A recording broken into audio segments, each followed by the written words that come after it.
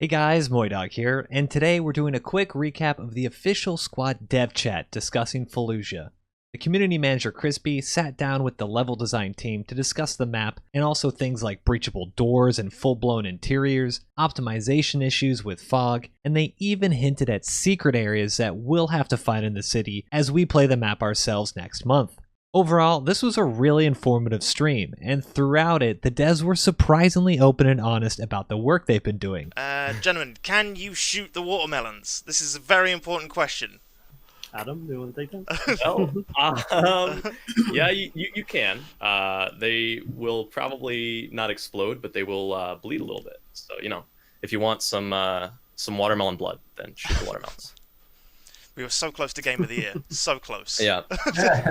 But before we dive into that, I do want to remind everyone that I stream a lot of Squad on Twitch at twitch.tv/MoiDawg, where we stream Squad throughout the week, and on viewer game days, I lock a squad and squad lead for you guys. Whether you want to just chill and watch some Squad live, talk about your day, or see any of the new content coming to the game, come and hang out with us. It's a lot of fun, so I hope to see you there. Now, Tuesday's dev chat was scheduled in a way to follow up the Road to Fallujah Part 2 dev blog that was published last week, and it allowed the level designers to elaborate a bit more on the map and its development, as well as giving the community a chance to ask questions. Fallujah as a whole has been worked on for 2 to 3 years now, and as Tim states, is supposed to showcase everything Squad can do in terms of combining infantry combat, vehicles, and large-scale realistic environments. From the beginning, we knew Fallujah was going to be our 1.0 exit early access map. And with that, you know, the idea was to have 100 players. So we're still, that question is still to be answered in terms of like, have we pulled it off or not? But it was designed for that. Part of this is achieved by the design itself, with the team reiterating that much of the work done on Fallujah was to make it unique from other maps in Squad, but also unique to the city itself since it is a real place. This is done by establishing districts throughout the city, with the outskirts, residential buildings, and then dense commercial buildings and specific landmarks as you get closer to the city of the city itself. Very cool. We don't want to get lost. Yeah, it's a big city. Especially with what could be a lot of similar buildings in between, dotting it with those landscape moments. Yeah, I think we've actually done a pretty good job of it not feeling too samey, I think. I've had a couple times where I've just been like, you know, in the editor or playing a playtest and been walking around the city, and it very much feels different in different areas, which is cool. I'm glad we were able to accomplish that. This is really great to hear, as some of the maps currently in-game with towns are full-on city blocks, like Al-Basra, as much as I love that map, feel really cookie-cutter, and it just doesn't really immerse you as it should. To drive this point home, Xeno even opened up the map editor and streamed the current map live through Discord, showing a real look at Fallujah as it is right now. We can see the outskirts, bridges, Old Town, and many other crossroads and landmarks. And the one thing I kept saying to myself is just how good it all looks. Even looking at just this main road, we can see foliage in the median, trash strewn about, buildings and streets that actually look like they've been lived and also fought in. And just a general feeling that this is a real place. Throughout this little preview in the current Squad editor, we can even see that there is a real feel between the different city blocks. And since this is a real place, those who have played Project Reality in the past, or even served in the military and have been to Fallujah themselves, also asked the devs if we'll be getting West Fallujah as well. Although the Archgate isn't included, the US main, dual highway, mosque, and compound route into the city does exist, and we may even have a smaller West Fallujah layer implemented in the future. If someone wants to make a level, we do have West Fallujah existing, so it has the starting point for the US is a HESCO base, just like in the pre-appear map.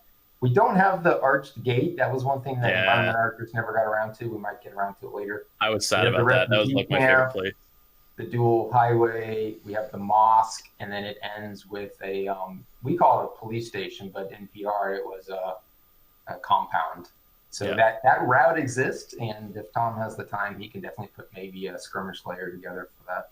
Additionally, with all these buildings, many of us were also wondering if we can actually go inside of these buildings. It's always an immersion breaker when you see a giant city and you can only stay outside on the streets. But it looks like Fallujah has been made with interior house fighting in mind. Those are a big thing we're focusing on in terms of we have a lot of entry-level buildings, but they have much more of a focus now than I think some of our older city maps. It's on, the flow of them in terms of movement, and we focus a lot more about, having meaningful engagement inside of buildings and between buildings.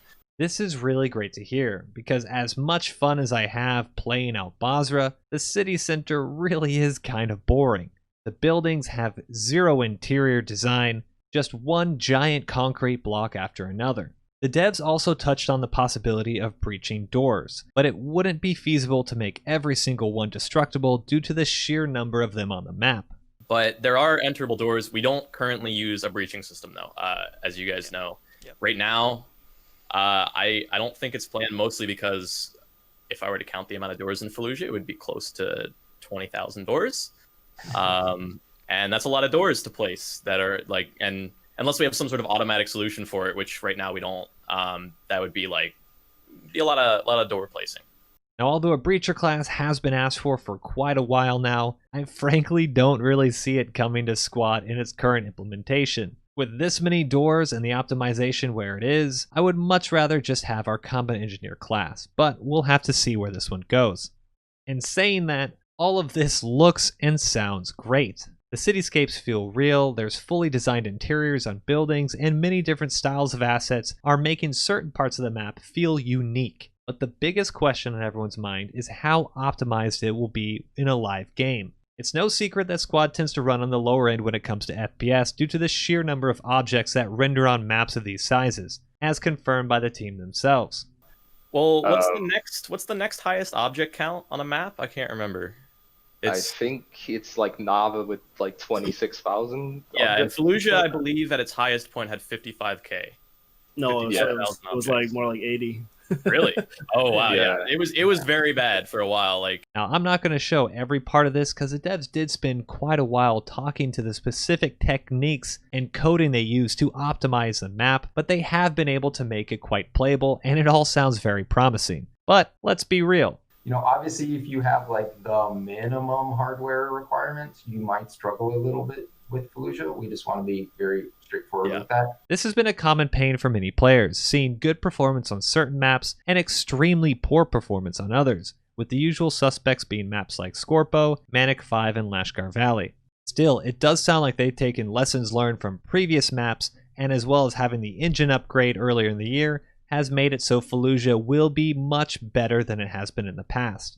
I'm trying to put my trust in the devs here, since they did say they've basically been optimizing this map for the past year, with playtests concluding in November 2019. Most of these problems that they did run into were actually not because of the map itself, but because of other in-game elements.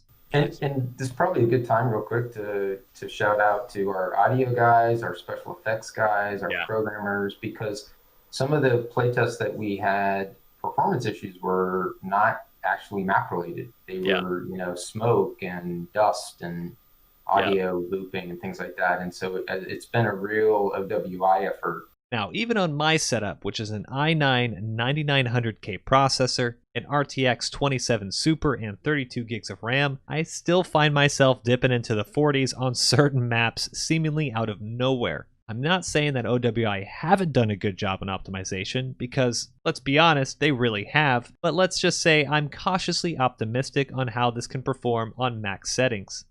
In discussing optimization, Axton was also pretty straightforward with OWI's use of fog, which has been implemented in a lot of maps recently, especially with the inclusion of helicopters.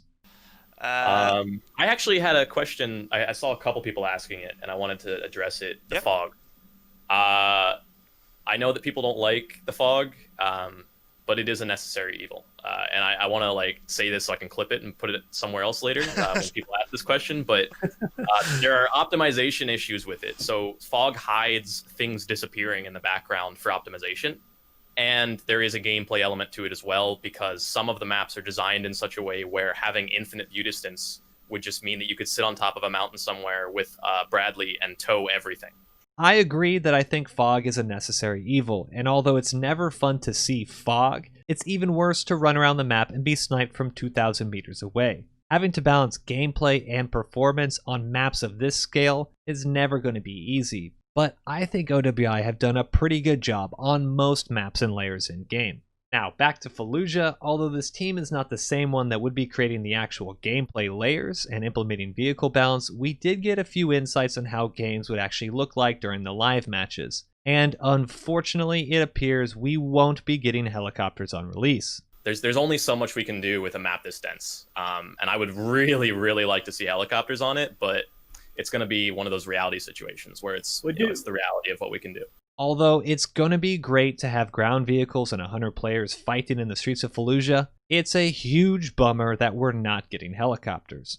Helicopters are not out of the question, according to the devs, but the way I'm hearing this is that we probably won't be getting helicopters until another big engine upgrade takes place, or we get some massive new breakthrough in optimization for the current engine. I am hyped for Fallujah, but this makes my hype just slightly less than it could be. It also appears that we won't be getting Night Fallujah at the start, since the current night maps typically result in players adjusting gamma and abusing the system in order to see enemies better. But hopefully this will be solved soon. Because of some of the images that we released, they're asking, will there be a night version of Fallujah to play on? Well, I'm going to answer that with a solid maybe. Okay. We're implementing some new stuff in the next patch or two that should potentially solve some of the issues that we've been having with night maps like gamma cheating. We'll see. But if it's reliable, then I see no reason why we shouldn't have them. It's not a crazy... And, layers would have to be designed for it in terms of... it has to be incorporated. You don't want to walk around a 4-kilometer city where just looking for enemies without being able to see them. So. Ultimately, the devs just don't think Night Fallujah is going to be fun, and I'm not mad about that at all. Night layers can be fun, but if we look at the maps currently played in Squad, night layers are rarely played, and for a good reason. The novelty of a night layer wears off soon after you've been killed over and over again from seemingly nowhere, and you spend the next 5 minutes walking around in the dark only to be killed again. Maybe if we were to get some form of night vision or thermals in the future, we could get Night Fallujah, but not right now, and I'm perfectly fine with that. We will be getting a couple different weather layers, however, with Axon stating that there is at least one sandstorm version of the map. There's a sandstorm layer for sure, and it's just kind of similar to the one on Mutaha, but looks a little different. I used some reference photos of real sandstorms that happened during some of the battles. It's a bit more yellow in Fallujah than it is in Mutaha. Now this I can get on board with. A sandstorm would be immersive and interesting, and although it may be hard to see at longer distances, it would create interesting gameplay situations and would be a lot more fun than simply having a pitch black city. Looking at the cinematics, I'm excited to roll through the streets in a thick sandstorm and try to fight my way out of an ambush. It's going to be a lot of fun and especially unique to Fallujah. Also unique to Fallujah are the supposed underground areas of a map. Any underground areas on Fallujah at the moment? Yes. And we'll leave it at that. Yeah. There you go, that's all you're getting. They exist.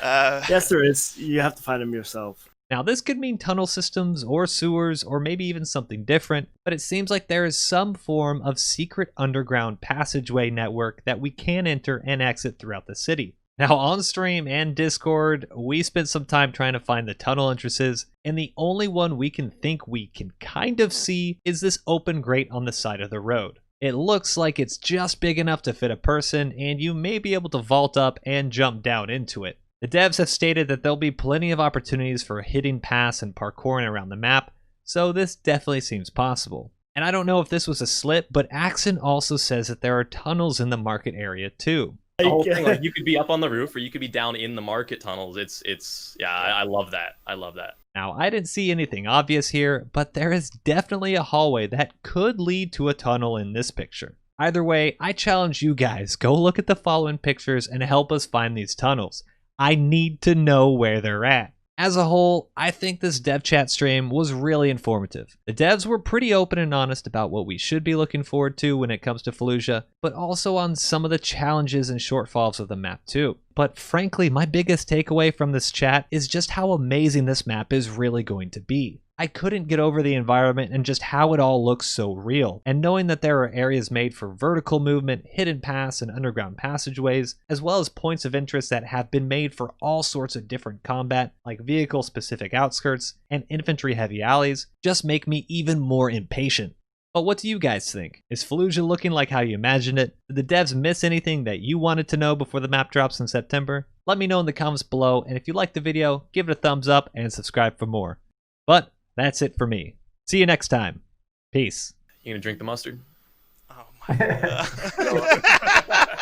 Go on. Right, I'll do that. Nice. I dislike you all. Yeah. Right, that'll do it for today.